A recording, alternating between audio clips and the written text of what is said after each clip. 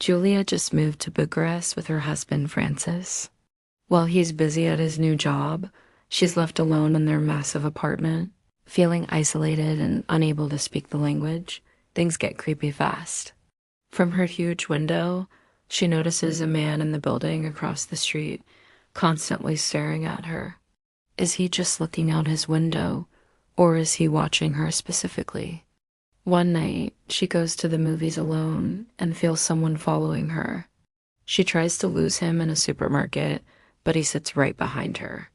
Panicked, she calls Francis, but the man disappears. The next day, she sees the same man from the building across the street again. Convinced he's her stalker, she tries to take his picture, but he hides.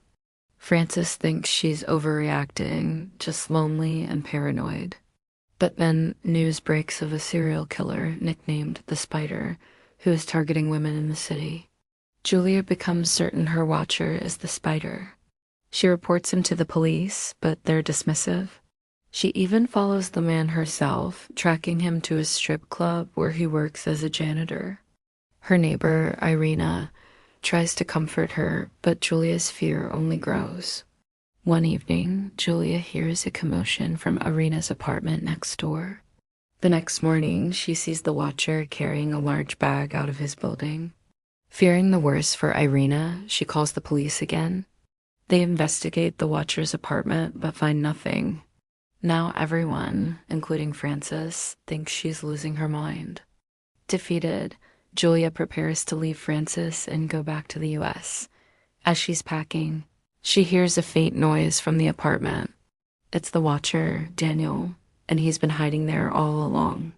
He reveals that he killed Irina and hid her head in Julia's apartment. Just as he's about to attack her, Francis comes home. A struggle ensues, and in the chaos, Julia manages to grab a gun and shoot Daniel, finally ending her nightmare. The final shot is her, looking out the window, no longer the one being watched.